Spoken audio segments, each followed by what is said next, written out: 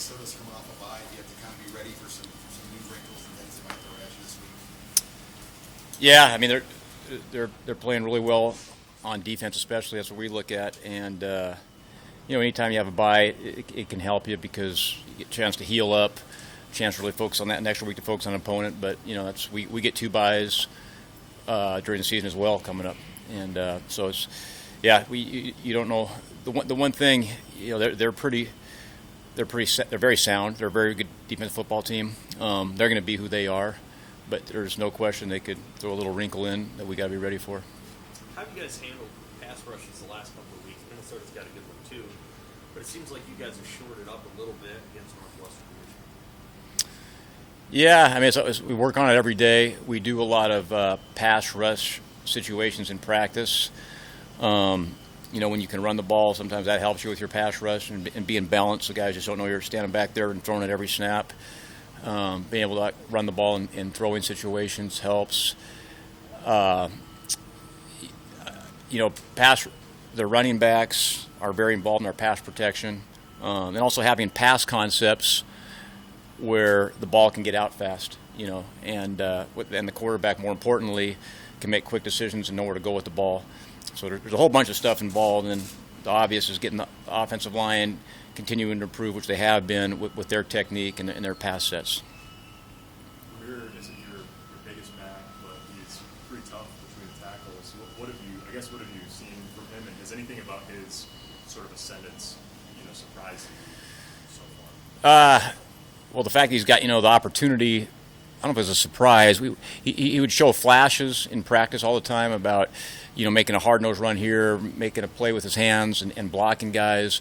But the consistency and his output in games has been great to see. I'd say it's a surprise, but it's been great to see. He's never had the opportunity to do that.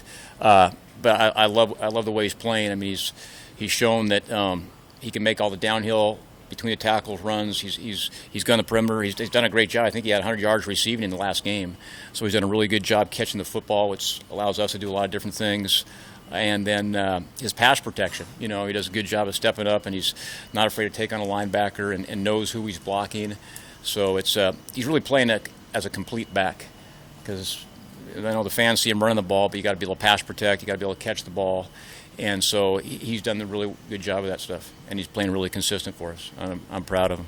With Teddy's injury, are you eased by the fact that Bryce has been out there before? Yeah. Has some experiences, and how have you seen him respond? I guess since being demoted now. Sure, yeah. I mean, he kept competing, and anytime you respond to a position change, it says a lot about who you are as a person. And from what I saw, he just practiced harder, kept competing, and knowing that that's not the depth chart is etched in sand that keeps changing, and the players kind of control that.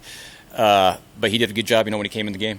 So, and the fact that he has, a year and a half of starting experience, that helps from a depth standpoint and helps our confidence, but helps his confidence as well, which is more important than our confidence. You guys have scored a couple of times right before halftime, failed a couple of times in 2-minute situations late in the game. What goes into being a really good team when the clock is working against you? Yeah, you got to practice and rehearse it, and then we do that all the time, a couple times a week. And so I think the more you practice, the better you get. And then you also got to have where your players feel confident in that situation by having a little bit of success, and then having concepts, run and pass concepts specific to those situations, that your players know what to do, that your quarterback knows the reads, and we can execute. So it's a combination of, as coaches, trying to put them in the best plan of plays that we think are going to work versus the 2-minute situation we're going to have, and then the players having confidence enough to execute it by practice and repetition over and over and over again. Given the threat that they are downfield, why weren't Betts and Manning on the field at the end of the game? Betts and Manning, why were they not out there? Well, we feel pretty good. Betts got a little banged up. We think he's going to be healthy this week. He's practiced. We think he's going to be good this week. Omar was. It was just kind of the rotation, because we feel the other guys. I know Omar made a good catch early on, a big one down the field. As the game went on, it was kind of the guys that were hot. As far as like deep threats, I think Levi has proven he can make plays down the field. So is Oliver Martin. So as an offense, it gives us a lot of weapons, and it's kind of based on just who's the freshest, who was maybe in the previous drive, and just kind of keep guys fresh of actually who's in the football game. But we have confidence in all those guys. On that fourth down play, you guys moved really fast. Like you got up to the line and you snapped, I think, with 23 on the play clock. Was it not clear? Like, was it unclear to you guys whether they stopped the clock or the clock kept moving? And did you guys feel like maybe you went too fast on that play and there was maybe more time? Yeah, no, because you're talking about the fourth down play. Yeah, we knew we had time, but we wanted to throw the ball downfield, and we have some tempo plays. What a tempo play is something where it's like an abbreviated signal. The guys line up fast, everyone should know what they're doing, and we snap it and go. Because again, we wanted to hit a pass but have time for maybe two more plays, And so that was our thinking. We knew we had time, but we wanted to get on the ball as fast as we can, so we'd have more plays, to get in scoring range.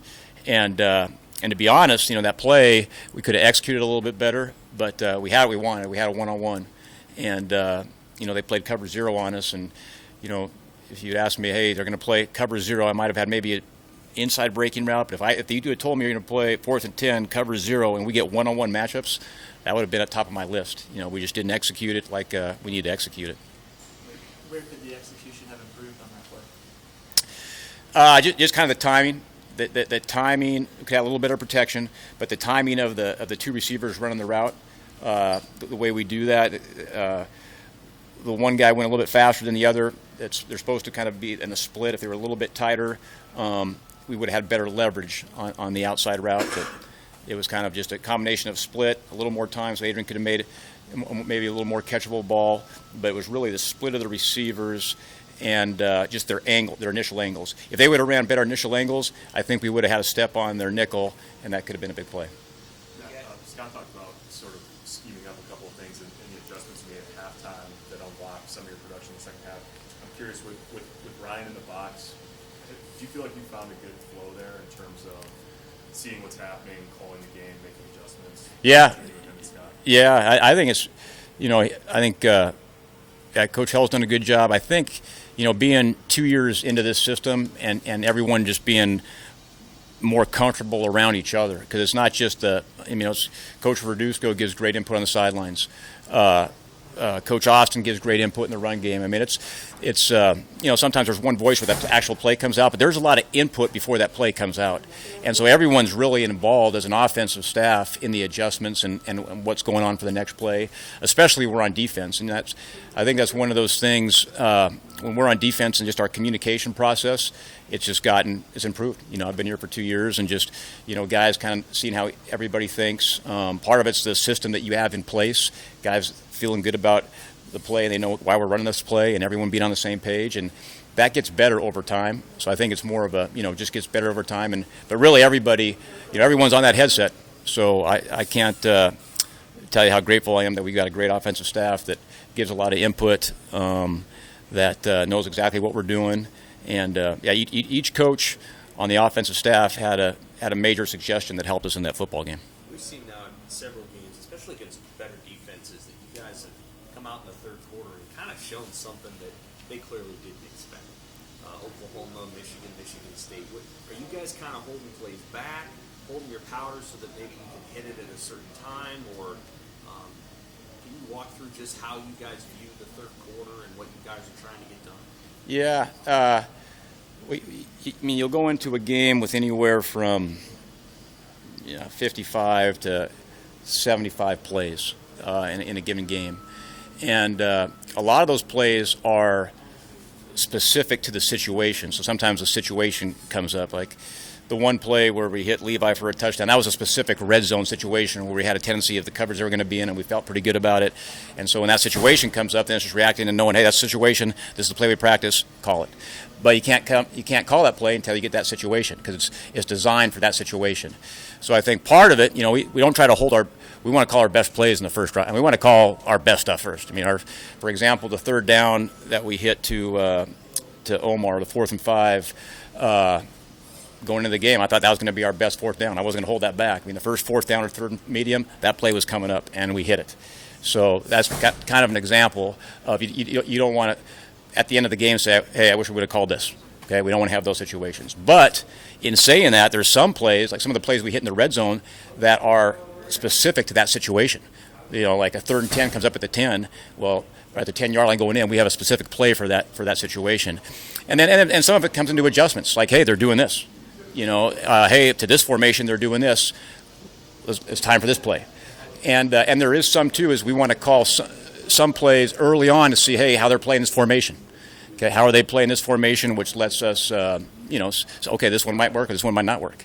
So it's not a simple answer. It's a good question. It's not a simple answer. It's just it's situation specific.